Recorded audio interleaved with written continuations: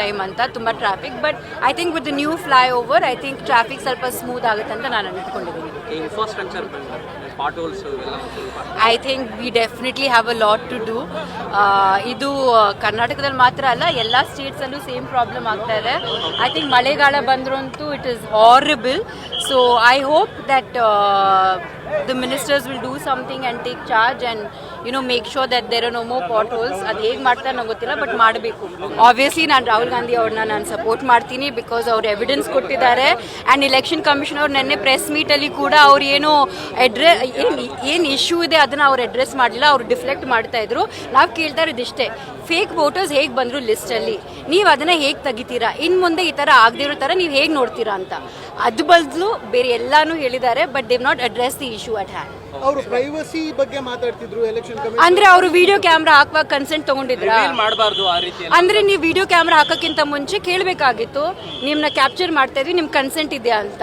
They have not ask that, right? Madam, ತಾವು commissioner complaint ಕೊಟ್ರಿ, ಅದಾದ್ಮೇಲೆ ಈಗ ಒಂದಷ್ಟು ಅವೇರ್ನೆಸ್ ಬಂದಿದೆ ಅಂತ ಅನ್ಸುತ್ತೆ. ಇಲ್ಲಿದೆ ಕಮಿಷನರ್ ಸರ್. ಕಾಮೆಂಟ್ ಮಾಡೋದು ಕೂಡ ಒಂದಷ್ಟು ಆಗಿದೆ, ಕಡಿಮೆ ಕಾಮೆಂಟ್ಗಳು ಅಂದರೆ ಅಷ್ಟು ಶೀಲವಾಗಿ ಎಲ್ಲ ಕಳಿಸಿದ್ರಲ್ಲ, ಆ ಥರ ಇವಾಗ ಏನು ಬರ್ತಾ ಇಲ್ಲ ನನಗೆ. ಬಟ್ ಸ್ಮಾಲ್ ಥಿಂಗ್ಸ್, ಬಟ್ ಅದೆಲ್ಲ ಓಕೆ. ನಾವು ಆ್ಯಸ್ ಪಬ್ಲಿಕ್ ಫಿಗರ್ಸ್ ನಾವು ಅದನ್ನೆಲ್ಲ ಇಗ್ನೋರ್ ಮಾಡ್ಬೋದು. ಬಟ್ ಆ ಥರ ಎಲ್ಲ ಯಾರೂ ಕಳಿಸ್ತಾ ಇಲ್ಲ, ಅದು ನಿಂತಿದೆ. ಬಟ್ ಬರೀ ಒಂದು 7 ಜನ ಅರೆಸ್ಟ್ ಆಗಿದ್ದಾರೆ, ಇನ್ನೂ ಉಳಿದಿರೋರ್ನು ಅರೆಸ್ಟ್ ಮಾಡಬೇಕು. ಮೇಡಮ್, ತಾವು ಒಂದೇ ಅಲ್ಲ ಮೇಡಮ್, ಎಲ್ರಿಗೂ ಕೂಡ ತಾವು ಕೊಟ್ಟಿರೋ ಮೆಸೇಜ್ ಏನಿತ್ತು, ಸೊ ಎಲ್ಲ ಮಹಿಳೆಯರಿಗೂ ಕೂಡ ಗೌರವಯುತವಾಗಿ ನಡ್ಕೋಬೇಕು, ಕೆಟ್ಟದಾಗ 100%.